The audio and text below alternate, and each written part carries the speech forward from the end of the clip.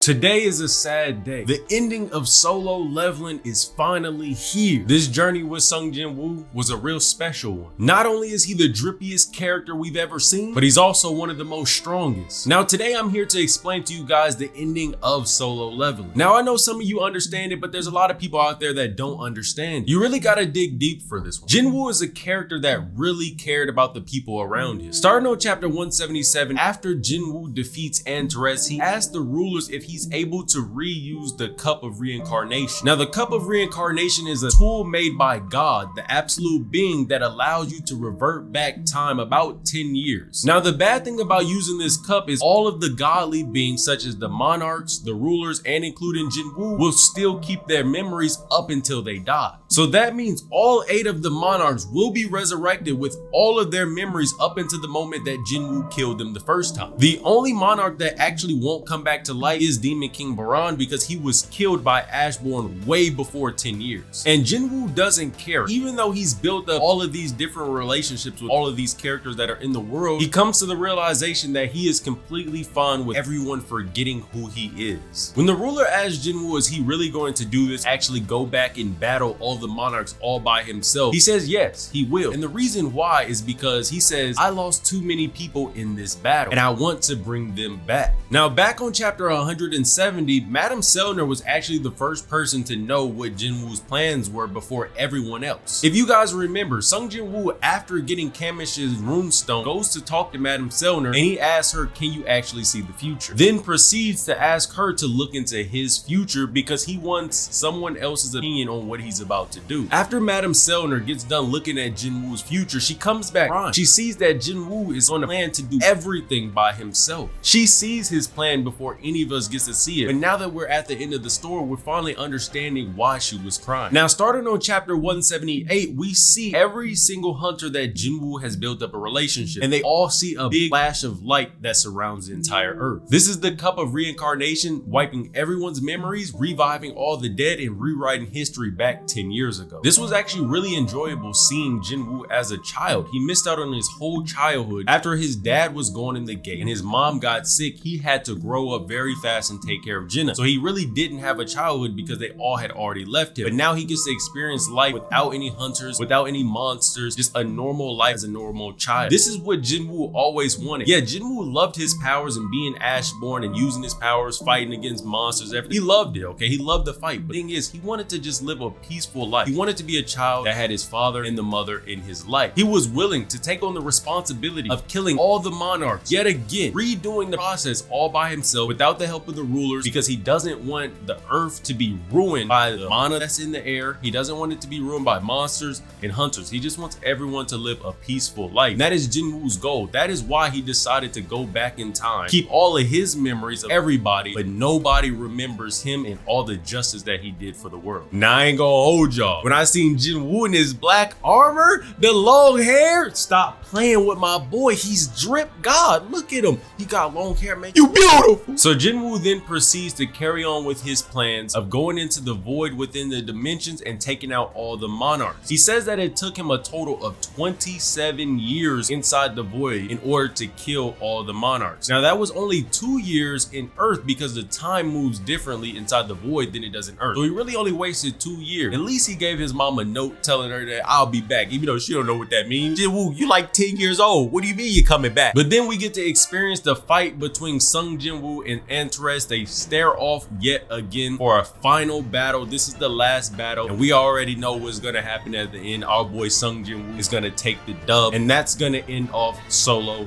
Leveling.